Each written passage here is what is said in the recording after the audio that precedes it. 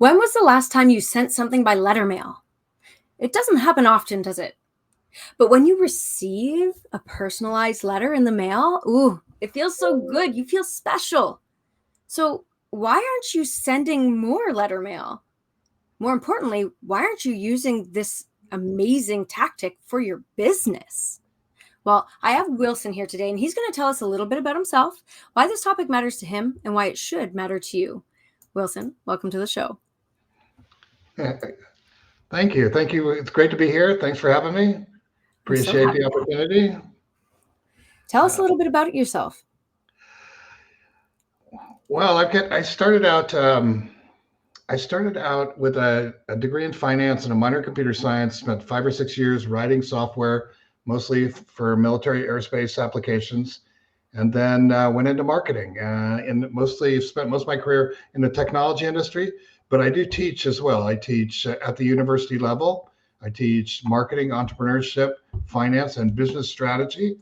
So typically, the way it works is I'll spend some time working on a startup and, get to a good point with that. And then I'll teach for a few years and try to, share those lessons with the students. And then I'll take on another venture, either mine or someone else's. So I've done a lot of ventures over the years, and I've spent a lot of time teaching as well. That is a broad range of experiences, I feel like, from that immense technological background straight into this world of business, marketing, and entrepreneurship. Never mind teaching. Goodness gracious. So what does all of that have to do with your business in Zairmail? Oh, Zairmail is, well, it's kind of an evolution, if you will. I mean, when we started out, and Zairmail's been around in different incarnations for a long period of time. The first version was funded by Hewlett Packard and Draper Fisher Jurvetson. DFJ is like a tier one California VC, and they funded Hotmail and Skype and a bunch of stuff like that. But basically what we've looked at, and I've looked at in a number of startups, is this idea of convergence. So the internet, really started to take off. We had the dot-com bubble in 2000, 2001. So the internet's really started to take off, and we were looking at communication applications, but there was all of this legacy out there that people have been using forever, and it didn't really work together. So we spent a lot of time. Skype is a perfect example. You've got the public telephone network, and you've got the internet, and how do you make it work together so that people can communicate? So we worked on a company called eFusion that did internet telephony, so we integrated with the public telephone network. And the Zairmail really works with the, integrates with the U.S. Postal Service.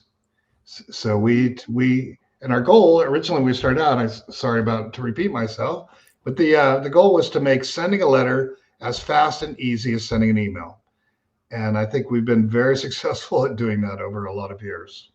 I find this so interesting because what I'm hearing is like this amazing integration between and within the innovative digital world of technology and the traditional high-touch, personal communication methods of the phone call or the letter mail. I find that so beautiful, just this dichotomy of experiences, kind of a meeting of worlds, so to speak.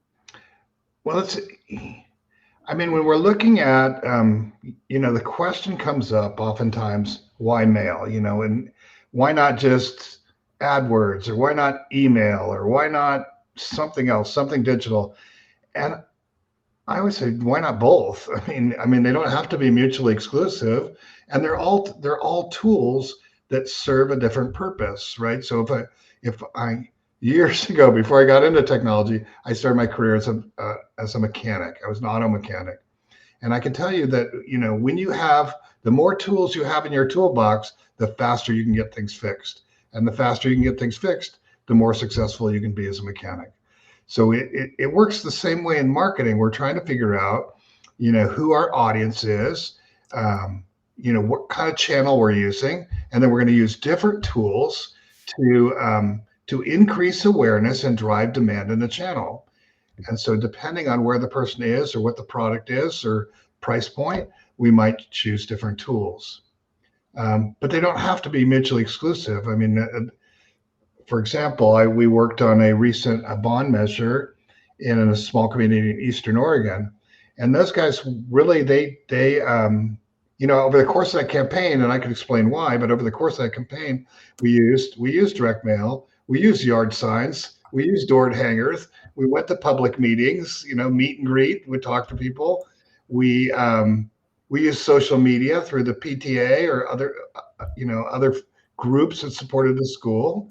So we used a whole bunch of tools to do different things within that marketing process, and really address the voter's journey, if you will. Absolutely. And I mean, it's smart to do that even today. People see that diverse way of speaking to people in the digital sense, right? We've got a lot of people who are going, oh, we do social media, we do email marketing, we do ads, we do this, and they think of that as the way to diversify without really even remembering or batting an eye at the idea of receiving something in your mailbox. Why do you think that is? Well, I think the one of the primary drivers of some of the digital channels like email is it seems like free or almost free. But when we're marketing to people, especially if we're doing direct response kinds of marketing programs, we're really more concerned about the ROI rather than the cost, right? It's fine to pay more, but if I pay more, then I'm going to have greater levels of return. And it just turns out that direct mail can do that in a lot of cases.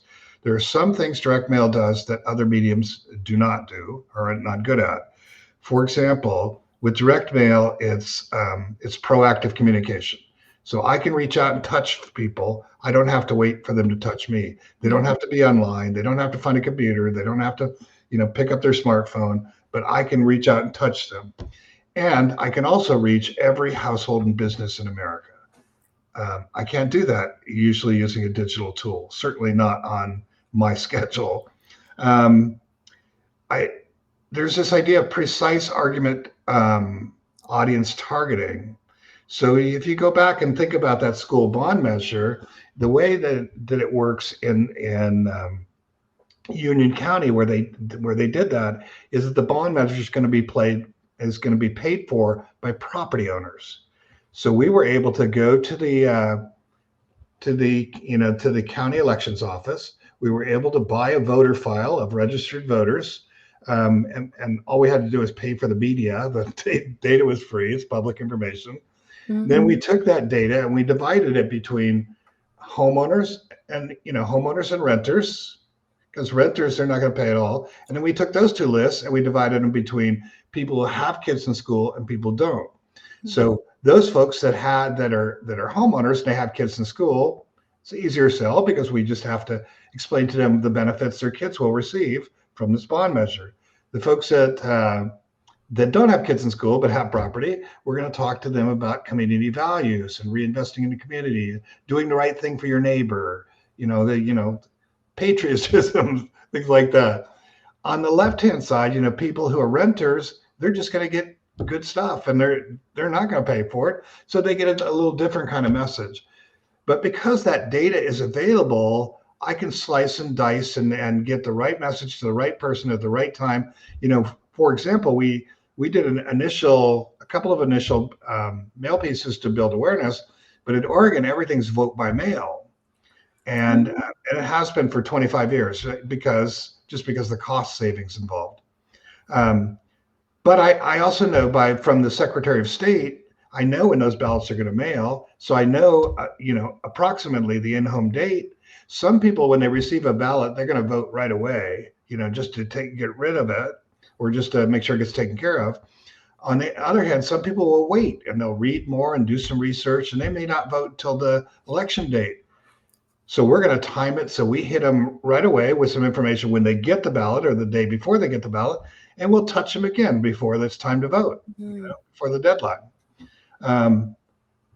It's really straightforward to do that with direct mail. It's very difficult to do that with digital. Yeah. I can see that. It sounds like it's extremely targeted. Like one of the pros is that you do have this demographic information at your fingertips, and you can target your messaging very specifically. I'm curious though about the thing that comes into my mind, because you mentioned about cost, and the ROI can be a lot higher for specific I want to say specific services or businesses or something to that degree. So I'm curious about the cost pertaining to who is this best suited for? Is it for small businesses, or are we looking at more of the medium to large size businesses who may have a little bit more to play with in that space? Or maybe am I if you have off the wall? Yeah, in theory, speaking, speaking as a finance professor, as long as I'm producing returns that are greater than what I'm spending, then it fits any business, right? Any business who produces returns greater than their spend has a positive ROI, and that would be a program they should try and repeat as often as they can, most likely. And we also have to talk about, lifetime customer value too. So, for example, when somebody buys the first time, that may not be the only time they buy. They might buy, once a year for the next 12 years. And so that becomes part of our ROI as well. I love that you just said that, because one of the notes that I had created was the client journey. What about, like, at what phase are we looking at? Are we looking at generating leads? Are we looking at conversion? Are we looking at nurturing clients who have already been onboarded? Are we looking at retention? Are we looking at getting them to buy again or refer? And I was curious about that. It's just like, at what stage is this most optimal? Yeah, we can do all of those things in some form, but I mean, when we talk about direct mail, a lot of times we're talking about direct response. So I'm really trying to get people to buy. I mean, if we're thinking about advertising in a bigger picture, and by the way, when we talk about marketing, we talk about marketing with the big M, which is where we're thinking about product and people and channels, or we're talking about promotion, which is what, direct mail is. And direct mail is odd because in some cases it's also a channel, right? It's a way to sell stuff as well. But when I think about advertising or promotion, there's a continuum. At one end, there's brand advertising. So think about Nike when they say, just do it. And there's a guy with a soccer ball, and then there's a person with a soccer ball. But there's a logo, but there's no 800 number. There's no URL. There's nothing, right? They're just trying to build the brand in your mind because you're going to buy later at retail. So they want to create this brand preference. On the other hand, at the other end of the spectrum is direct response, where, I'm going to give somebody, I'm going to hit them with an ad. I'm going to give them an 800 number, an URL. I want them to push the button or pick up the phone and call and buy something right now. And there's, all different flavors in between. So what are we trying to accomplish? And when we understand what we're trying to accomplish and what our sales cycle, what they'd call the buyer's journey, looks like today, then we can look at the nuances in that process to see how we're going to use Zero Mail to help the customer along. So you could use it for lead generation. You can use it for direct response. You can use it for follow-up. You can use it for, reminders. I would say though, the one thing I would throw out, and we look at this in our business too, if I'm looking for new customers, especially if I want to reach out and grab somebody, give them new information, direct mail is a really powerful tool for that. And for the reasons I listed, it's one of the few tools that can really do that. But once I have a rapport, once I have a relationship with that person, and I have an email address, or I have some easy way to contact them, I may have a newsletter, monthly newsletter. I may send them some digital content that they're going to be happy to receive. So once again, get the two working together, and create better results.